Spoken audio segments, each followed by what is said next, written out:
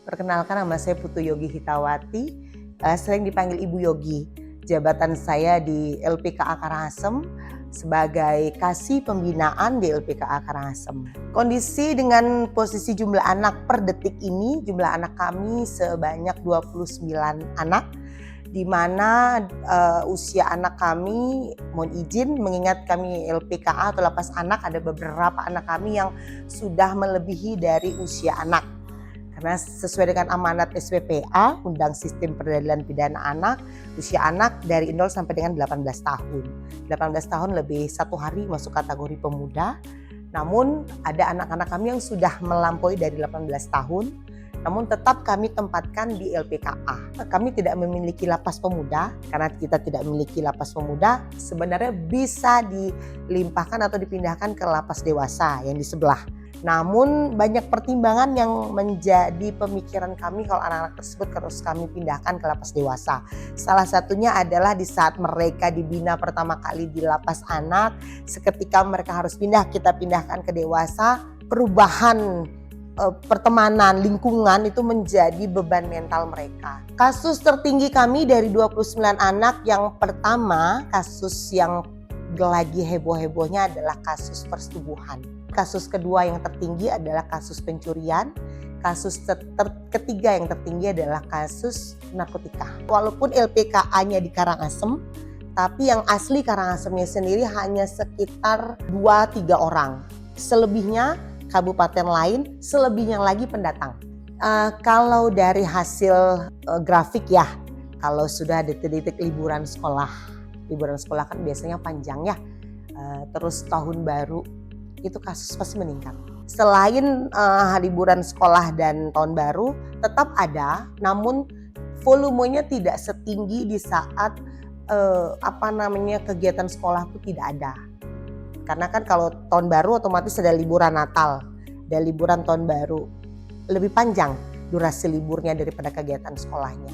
Otomatis pelanggaran hukum pasti meningkat, itu pasti. Pembinaan yang sudah kami berikan yang berjalan, salah satu seperti tadi kami sampaikan, pendidikan, itu wajib. Kejar paket A, B, dan C yang sudah kami jalankan.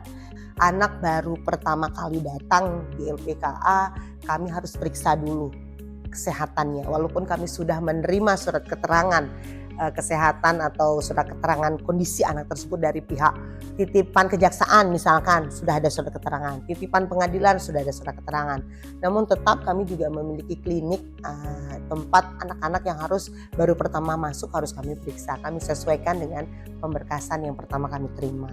Ada kegiatan olahraga jujur sekali sebenarnya besar harapan kami ada yang bisa memberikan sesuatu yang lebih buat anak-anak kami. Mengingat memang efisiensi ya. Tidak semua anak-anak memiliki bakat dan minat yang sama. Misalkan bakat minat yang sudah berjalan di LPK itu ada futsal untuk olahraga. Ada futsal, ada voli, bulu tangkis. Tapi kan tidak semua anak-anak itu suka futsal. Ada mungkin yang suka kegiatan basket. Namun kita tidak ada untuk basket. Bolanya ada, ringnya kita tidak ada.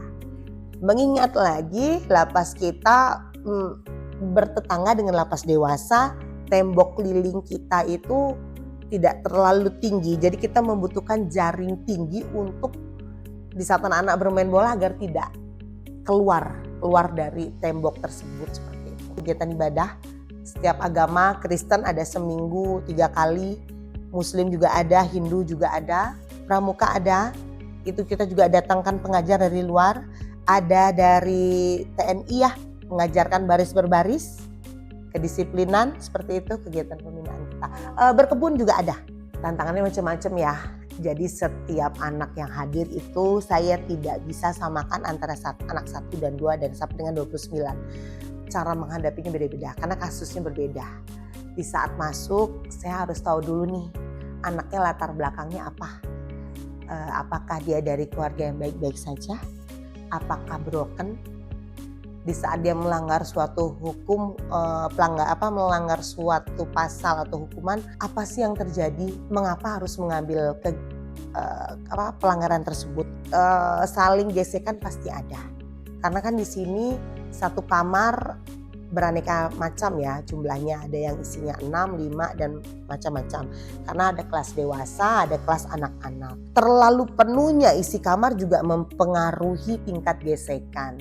Itu juga menjadi salah satu tantangan buat kami untuk membuat mereka selalu netral, untuk membuat mereka selalu bisa tidak ricuh ya di dalam. Ada yang berkelit, ada yang menutupi, ada yang kelewat cakap, macam-macam.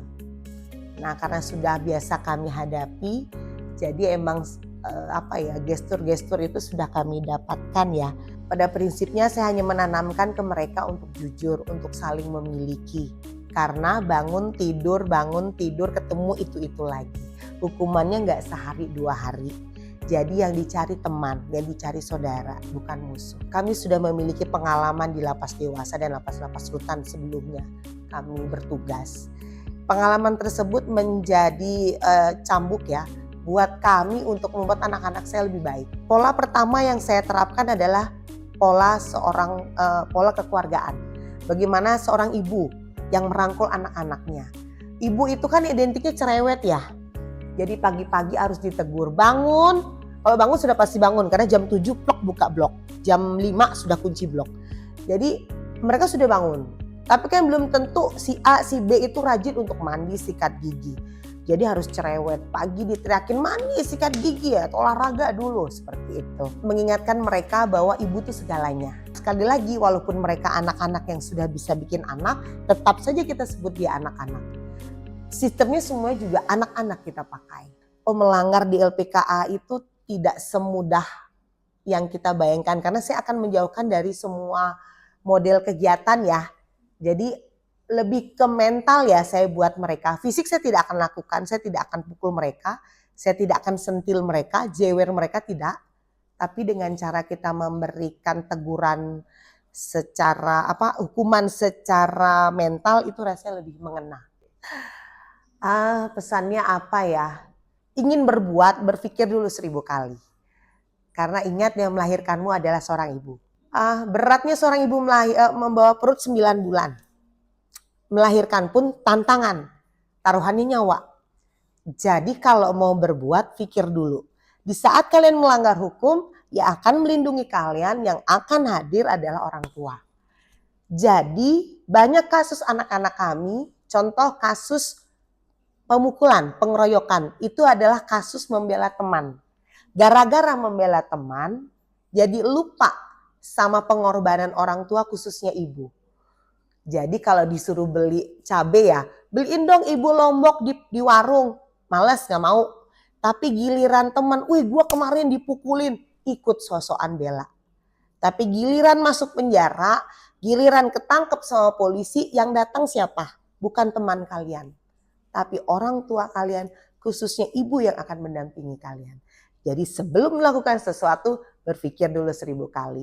Yang ngambilin kalian, teman kalian apa ibu kalian? Mungkin itu.